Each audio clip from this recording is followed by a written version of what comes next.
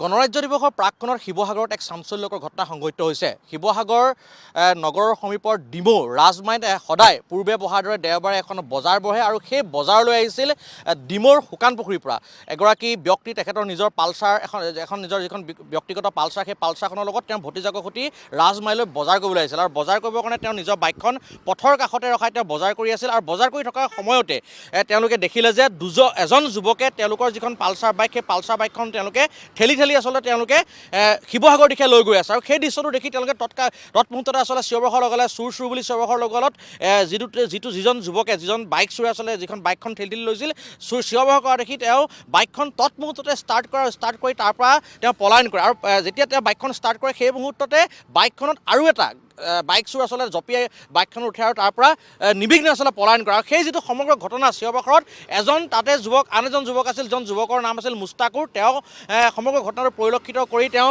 নিজৰ যিখন ছুইফ্ট গাড়ী, মই য'ত উপস্থিত আছোঁ মোৰ কাষত যিখন গাড়ী দেখিছে সেইখনে হৈছে সেই ছুইফ্ট গাড়ীখন লৈ তেওঁ সেই যি দুটা বাইক চোৰ, সেই বাইক চোৰ দুটা পিছে অনুসৰণ কৰি তেওঁলোকে খেদি আহে আৰু মই ৰৈ থকা স্থানতে সেই যিজন যুৱক, অতি সাহসী যুৱক এজন মুস্তাকুৰ, মই তেওঁলোকৰ কথা পাতিম আৰু সেই যুৱকজনে সেই যি দুটা বাইক চোৰ, সেই বাইক চোৰ দুটাক আগচি ধৰাৰ কাৰণে তেওঁ চেষ্টা চলাইছিল আৰু সেই সময়তে কিন্তু বাইক চোৰে তেওঁলোকৰ লগত থকা এটা আচলতে মৰণাস্ত্ৰ, তেওঁ এটা পিষ্টল লৈ এই যিজন যুৱক, সেই যুৱকজনক লক্ষ্য কৰি, যিজনে তেওঁ ছুইফ্ট গাড়ীখন লৈ তেওঁ সেই যুৱক দুজনক আগচি ধৰিব লৈছিল, সেই যুৱকজনক লক্ষ্য কৰি আচলতে নিৰ্বিচাৰে গুলীচালনা কৰিছিল আৰু গুলীচালনা কৰাৰ পিছত প্ৰথমবি সেই যুৱকজনৰ প্ৰাণ ৰক্ষাৰ পৰা মই দেখুৱাইছোঁ। এইখনে হৈছে সেই ছুইফ্ট গাড়ীখনৰ এইফালৰ পৰা মই দেখুৱাইছোঁ। এইটো হৈছে সেই যিটো বাইক চোৰৰ পিষ্টলৰ পৰা ওলোৱা যিটো গুলী এই যিখন গ্লাছ, সেই গ্লাছখনত সোমাই প্ৰথম প্ৰাণ ৰক্ষা পৰিছে সেই যিজন মুস্তাক নামৰ যুৱকজন আৰু এইফালে সোমাই ইফালৰ যিখন চালকৰ ফালে থকা যিখন আচলতে দৰ্জা, সেই দৰ্জাখনত যিটো গুলী, সেই গুলীটো লাগিছিলগৈ। মই দেখুৱাম, এইখন হৈছে সেই ছুইফ্টখনৰ, যিখন ছুইফ্টৰ মুস্তাকুৰ নামৰ এজন যুৱকে সেই বাইক চোৰ দুটাক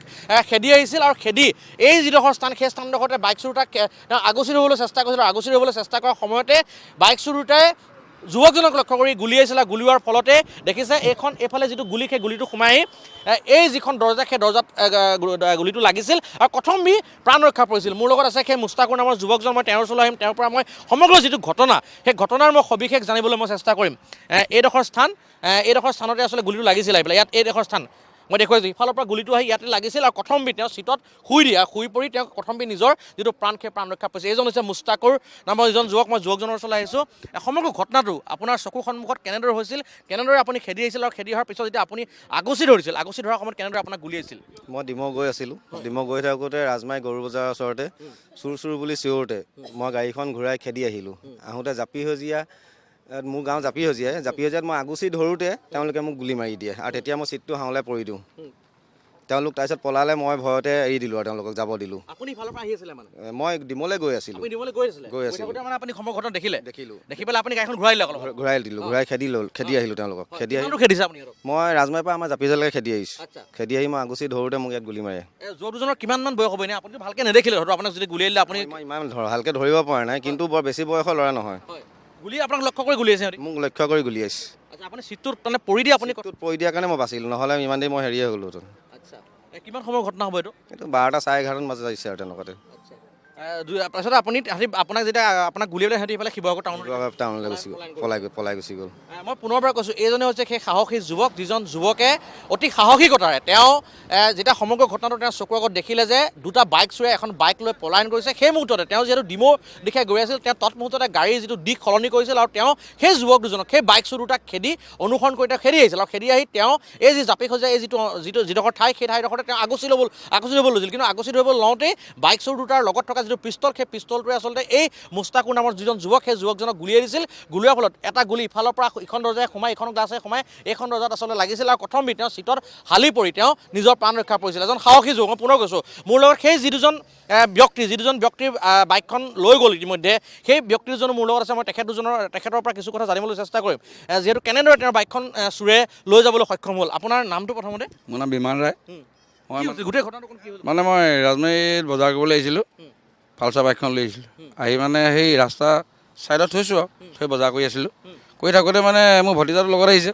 ভতিজা কৈছে বোলে অ' দাই আপোনাৰ বোলে বাইকখন নিলে সেনেকৈ কৈছে অকল। মই চাইছোঁ হয় বোলে বাইকখন নিলে, দৌৰি আহিছোঁ। সি একদম ঠেলি ষ্টাৰ্ট দি গুচিয়ে গ'ল, কিন্তু জাপ মাৰি উঠি পিনে মোৰ ভতিজাটো পিছে দৌৰি আহিয়ে আছে আৰু বাইকতনো ক'ত দৌৰিয়ে পাবগৈ বাৰু। আমি এতিয়া বাইক চাইক লৈ এনেকৈ বিচাৰি মেলি আনো দেৰি হৈ গ'ল অকণমান। তাৰপিছত মোৰ চিনাকি এজন আছিলে লগৰ এজন, তেওঁলৈ ফোন কৰি দিলোঁ জাপি সেউজীয়ালৈ। তেওঁ আগুচি ধৰিছিলে, তেওঁ কিন্তু নোৱাৰিলে। তেওঁক মানে একোৱে ক'ব নোৱাৰিলে, ধৰক নাৰাখিলে, এখন গুচি গ'ল। কি বাইক আছিল আপোনাৰ? পালচাৰ 150 ৰঙা গোলা আৰু নাম্বাৰ হ'ল AS04Z7454 নাম্বাৰ। আপোনাৰ ভতিজাজনো আহিছিলে?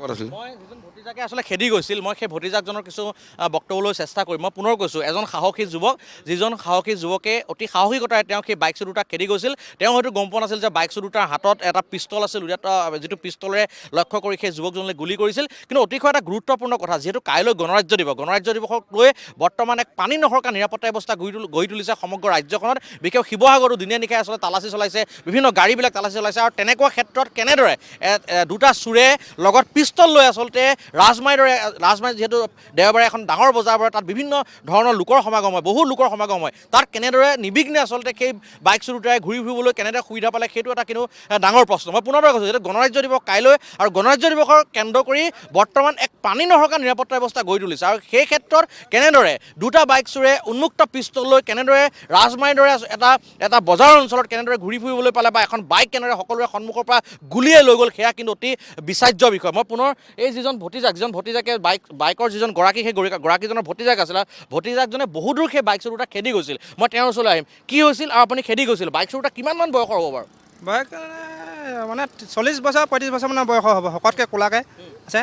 মানে বাইকখন ঠেলি নিয়া মানে যেতিয়া জঁপিয়াই উঠিছে, মই তেতিয়া দেখিলোঁ বাইকখন, আমাৰ বাইকখন পোনে যিডোখৰত চাইছোঁ সেইডোখৰত নাই। তাৰপৰা বাইকখন নিলে বুলি কৈ মই পকে খেদি আহিছোঁ। তাৰপৰা খেদি অহা দেখি তাৰপৰা এতিয়াতো আমাৰ আৰু বেলেগ বাইক চাইক নাই আহিবলৈ, সেই নাপালোঁহি। তাৰপৰা এই মই বাইকখন চুৱে নিলে বুলি চিঞৰিছোঁ নাই, গোটেই এই দাদাও দেখিলে, এজনে পকে খেদি আহিছিলে, এজনক ইয়াত বোলে শুনিছোঁ ইয়াত বোলে গুলি কৰি থৈ গৈছে।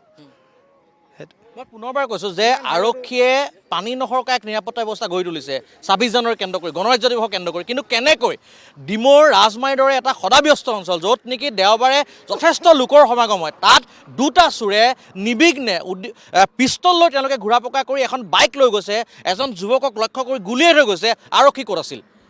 অতি বিচাৰ্য কথা। মই পুনৰ কৈছোঁ যে দিনে নিশাই ইয়াত তালাচী চলাই আছে, দিনে নিশাই আপুনি বিভিন্ন চেক গেট লগাই তেওঁলোকে তালাচী কৰি আছে। তেনেস্থলত শিৱসাগৰত কেনেদৰে আচলতে পিষ্টল লৈ ইয়াত বাইক চোৰ সোমাবলৈ পালে, সেয়া কিন্তু আৰক্ষীয়ে উত্তৰ দিব লাগিব। মই পুনৰ কৈছোঁ যে কাইলৈ গণৰাজ্য দিৱসৰ প্ৰাক্ষণত শিৱসাগৰত এনেধৰণৰ চাঞ্চল্যকৰ ঘটনা সংঘটিত হৈছে, য'ত নেকি এটা বাইক চোৰে ইয়াত দুটা বাইক চোৰে ইতিমধ্যে ৰাজমাইৰ পৰা এখন বাইক লৈ গৈছে, আৰু বাইক লৈ যোৱাই নহয়, বাইকখন ধৰিবলৈ যোৱা, বাইক চোৰটাক ধৰিবলৈ যোৱা এজন যুৱক লক্ষ্য কৰি গুলিয়াই থৈ গৈছে।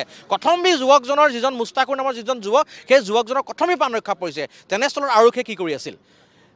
এটা চাঞ্চল্যকৰ ঘটনা। মই পুনৰ কৈছোঁ, এইখনে হৈছে সেইখন চুইফ্ট গাড়ী, যিখন চুইফ্ট গাড়ীৰ গৰাকী হৈছে মুস্তাকুৰ, আৰু সেই মুস্তাকুৰ নামৰ যিজন সাহসী যুৱক, সেই যুৱকজনে সেই বাইক চোৰ দুটাক সাহস কৰি খেদি গৈছিল। আৰু যি সময়ত আগুচি ধৰিছিল, এই স্থানতে আগুচি ধৰিছিল, আগুচি ধৰাৰ সময়তে সেই বাইক চোৰ দুটাই এই যিজন চুইফ্ট চলাই যোৱা যিজন যুৱক আছিল, সেই যুৱকজনক উদ্দেশ্য কৰি গুলি কৰিছিল। কথম্বি তেওঁৰ গাত গুলি নালাগি, তেওঁ যিটো গুলি মাৰিছিল, সেই গুলিটো গাড়ীত লাগিল। বৰ্তমানৰ বাইক চোৰ দুটা আৰক্ষীয়ে কৰায়ত্ব কৰিব পৰা নাই, আৰু যি দুটা বাইক চোৰ, সেই বাইক চোৰ দুটাই যিখন পালচাৰ, সেই পালচাৰখন লৈ শিৱসাগৰ দিশে ইতিমধ্যে তেওঁলোক গৈছে বুলি ইতিমধ্যে গম পোৱা গৈছে। আৰু বাইকখনৰ গৰাকীজনৰ ভতিজাজনে বহু দূৰ খেদি আহিছিল, আৰু তেওঁ কৈছে প্ৰায় 40-45 বছৰীয়া হ'ব বুলি কৈছে, অনুমান কৰিছে। তেওঁ যিহেতু সেই সময়ত যথেষ্ট নাৰ্ভাছ কৰিছিল, গতিকে সেই সময়ত তেওঁ পিছৰ পৰা বহু দূৰ পিছে খেদি গৈছিল। কিন্তু খেদি যোৱাৰ পাছতো তেওঁ বাইক চোৰ দুটাক ধৰিব পৰা নাছিল। তাৰপিছতে সেই মুস্তাকুৰ নামৰ যুৱকজনে যেতিয়া তেওঁ ডিমৌৰ ফালে গৈ থাকি সমগ্ৰ যেতিয়া তেওঁ পৰিস্থিতিটো দেখিলে, লগে লগে তেওঁ নিজৰ গাড়ীখন ঘূৰাই সেই চোৰ দুটাক লক্ষ্য কৰি আচলতে তেওঁ অনুসৰণ কৰিছিল। অনুসৰণ কৰি এই স্থানতে আচলতে চোৰ দুটাক তেওঁ আগুচি ধৰাৰ সময়ত যিটো ঘটনা হ'ল, সেই ঘটনাটোৱে আচলতে সকলোৱে গা নোম শিয়ৰি উঠি যায়। কাৰণ পাছত অমৃত আৰু মোহনৰ সৈতে ডিমৌৰ পৰা দীপজ্যোতি হাজৰিকাৰ সহযোগত ভাস্কৰজী দাস, DY 365।